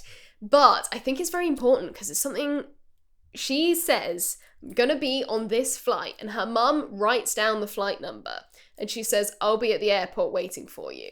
Now, that plane doesn't land. It crashes. Clearly it's on the news. So, out there right now, we have Chief of Police and incredible detective, Ana Lucia's mum, I don't know her name, apologies, who knows the exact flight number that her daughter was on and knows that it has crashed. I think she could be out there looking for them. She could be. I think she could be out there looking for them, because we've seen that she's a great detective because she's able to figure out immediately that Ana Lucia was the one who killed that guy. No, this is true. I think she might be like, something's not right here. Next parachute drop, she's there, knife between her teeth. Yes! I think the thing is, I think my opinions on this episode can kind of just be summed up with that meme that's like, get away from her, get a real job. I liked seeing Ana Lucia's leather jacket again, also with its sleeves back on. With its sleeves on, yeah. I was like, that's fun. Her phone? Can we talk about her phone? Oh my god! She has like a flip phone with like a little antenna. It has an antenna on it! Was that real? Guys, did phones used to have antennas on it for real? Like that. Also, like, the fact that she was just able to call America. Like, how good is her phone plan? Because Michael has to use the payphone in the airport. Remember that? He does, that's true. She's just on a that airport security money gives you crazy good. It's got its own radio tower on the top. The like, radio that Bernard found was actually just Ana Lucia's phone. She's like, don't touch that. My contacts are on there. I'm halfway through a game of Snake.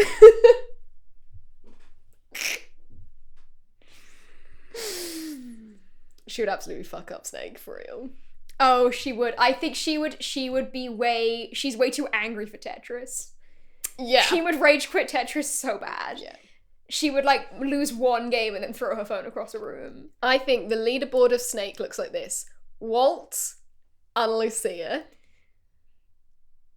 Who's next? Hurley. And then a big gulf, I think. And then like John. I think John's pretty good at it. Actually, yeah, okay. Walt, Ana Lucia, Hurley, John.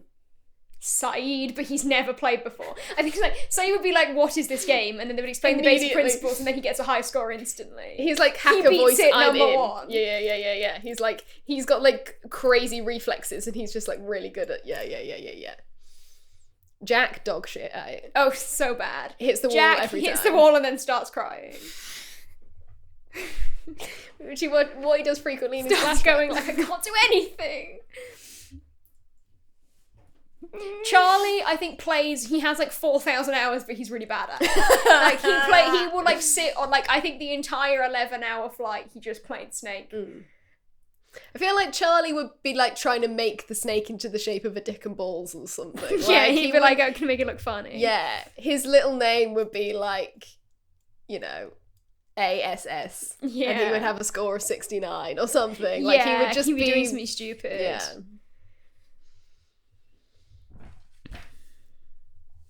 Anyway, so who do you guys think win a snake? Comment below.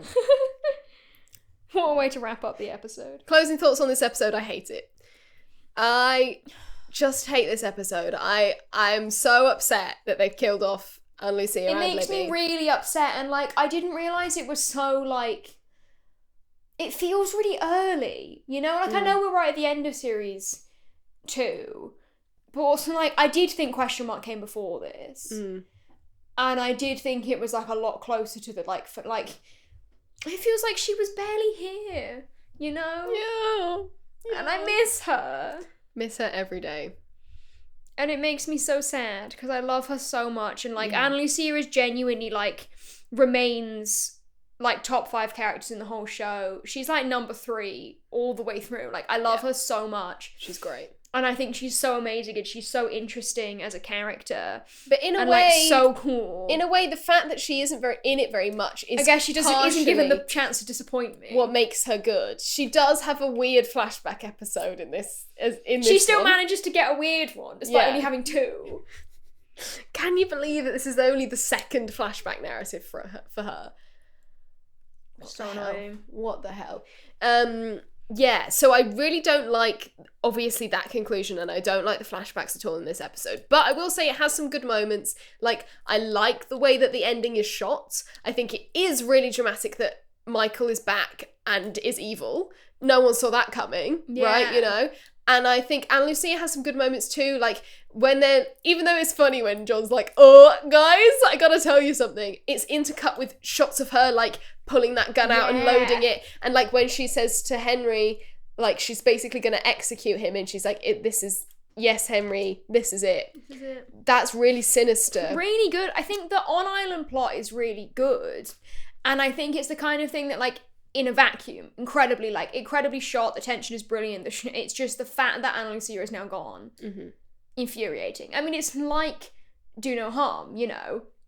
Incredible episode, but the fact that Boone dies means I don't like it. Yeah. Because I'm like, but he's gone now. But, like, the episode is great. Yeah. And it's like, I don't know, I feel like Boone's death is more impactful. Yeah. Because it's like... Which is crazy considering, like, the impact Boone has on the plot versus the impact Anna Lucia has on the plot. Yeah. Like, you know, I'm a Boone fan, but, like, he makes no impact. Yeah. The most important thing he does is die. Yeah, maybe he's more important in death, whereas Anna Lucia is not, and that's why her death is slightly underwhelming, because it's just like, she just gets shot sitting down. I think that's really important, actually, that she gets shot sitting down. And she doesn't even, like, fight for, like, she just kind of collapses. She has no way of defending herself. She just sort of, like... It's very quiet and subdued. Yeah. And she almost just gives in, and it's just like... And I do think that's really powerful in terms of, like, it's not what you would expect from her character. Like, you would expect her character to be, like, a big explosion and blood everywhere, and she's screaming and whatever. And I think it's quite interesting that she gets a kind of quiet, almost peaceful death, in a weird way. I wouldn't call it peaceful. She was shot in cold blood. I mean, it's not, but like, the way she kind of just, like, flops over. Yeah. It's certainly quiet. But yeah, but you know, you've got Boone's death and you've got Anna Lucia's death, and they're at the same point in the series, and both of them are done to further Jack's emotional plot. Yeah, basically. So that pisses me off. Yeah. Because, like, here's an idea, what if they were characters in their own right? Yeah. But then again, I guess it is a way of the show reminding us that we have all of these characters. It's a big ensemble cast, and any of them can die at any moment. But not any of them. Just the tail section ones and the ones that the small parts and the ones we don't care about. Yeah, exactly. Which is why I don't think it has anywhere near as much of an impact as Boone's death. No. Because at that point, like... Because it's more about Michael, isn't it? Yeah. It's more like, oh, what is Michael doing? Rather than, oh my god, Anna Lucia's dead. The scene dead. would have the exact same emotional impact as if it was 2 random extras that Michael killed. Because it's crazy because Michael has killed someone. Yes. And it's crazy because Michael's turned evil now and he's been, like, got by the brainworms or whatever. Yeah, exactly. But, like, it's not crazy as a death for those 2 characters. Yeah, only in the sense that it seems undeserved. And, like... Yeah. And, like, I think, you know, if you want to make it impactful but make it characters we know, make it characters that Michael knows well. So it's like, he has, like, he's totally far gone in that he's, like, at a point where he's going to kill, you know, I don't know, Jin. Son. I honestly think Jin would have been kind of the perfect choice, even though I love Jin. You know I love Jin. And it would have been awful if he had died here, especially Awful. when we've just found out the Sun is pregnant. Yes. And he's finally having some growth, and their marriage is finally getting a lot better. And, like, you know, when Sun, she was trying to run away from him, and now she realises she can't live without him. And then he were to die at the hands of his best friend on the island. Michael's my friend, I'm your wife, you know. Like, that would have just been huge. Instead, it's like a character who's barely been in it, who we like because she's a romantic, like a love interest, basically, and who has had one exciting flashback, which we will never get context for. Yeah. But next week's episode's good, guys. Next week is really Honestly, good. I want to say truly thank you all for listening, because we have gone on such a rant today. And I don't know if anyone feels the way I feel about this episode, but it is one of my least favourites because I'm just, like, so angry about it. It does. It still makes me angry, and it still does, like... I think the biggest thing is that because Ana Lucia is so different to every other character in the show, that you really do feel her loss, in that, like, the rest of the plot would be so different if she had survived. Yeah. It's so different, like, astronomically so. Yeah. And better, in my opinion. And much better. 100%. And, like, also, Michelle Rodriguez is, like, so beautiful, and I'm not going to get to see her again. I know! And it makes me so sad. She's so pretty and cool. And now she's gone. And her hair looked so good this episode. It did. So did Libby's, to be fair. I was like, Libby? oh my gosh, she's been to the salon. She's Libby's like been on full-on that Pantene. blowout. Like- Yeah. She found that Dharma Initiative shampoo. Like, let's just say they fixed the shower. yeah, has Libby not been told not to go in the hatch because Henry's in there? I guess not. I think they haven't, like, it's been like a need to know. It's been like if somebody asks, tell them they can't come in. But I think she did know, didn't she? Because she says to Ana Lucia, what happened to you? And then she goes, the man in the hatch. And she's not like, what? Well, I guess Hurley tells everyone, doesn't he? Oh, that's true. Hurley probably told Libby. I don't know if it happened on... But, like... No, she's been in the hatch. She did laundry in... No, she did laundry in the hatch. That was before Henry was there. But Hurley probably told her. Because, like, he's just been telling everyone stuff. But that kind of feel like is underused. And actually, perhaps a nicer moment to end on. We did get one moment of Queen out between Ana Lucia and Libby. I really liked the scene they had together. Again, that's a friendship we've lost. It's a friendship we've lost. And now is lost forever. But, like, they were really nice as a duo in, like, the other 48 days. Yeah.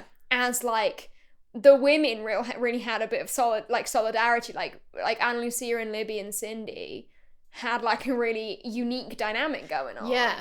And I feel like when Libby says, don't do anything stupid to Ana Lucia...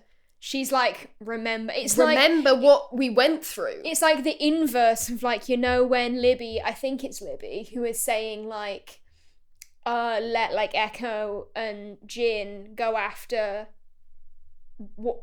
Michael, and she goes, like, do you remember Goodwin?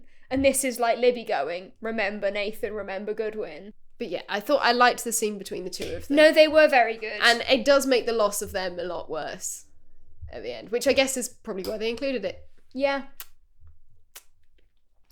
So, Lost Writers, I Will Never Forgive You. Thank you so much for listening. Lost Writers, you will begin to cough in 7 days. You're going to get sick. Yes, thank you very much. We will see you next week. For the live show. It's actually like this week. So this episode's going out on Sunday. Next Saturday.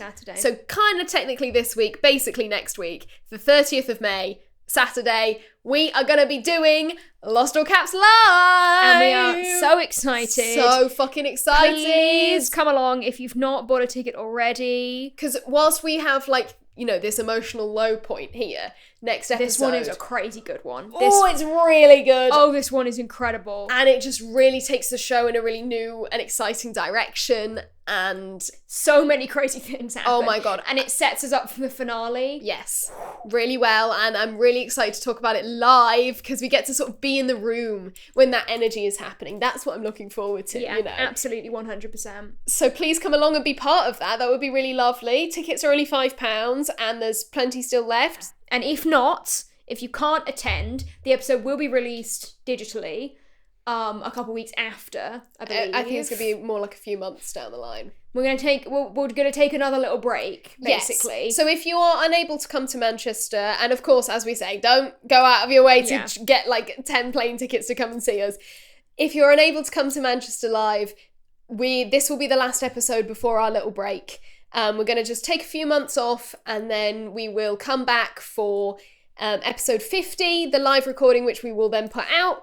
And then the season finale, basically. Yeah.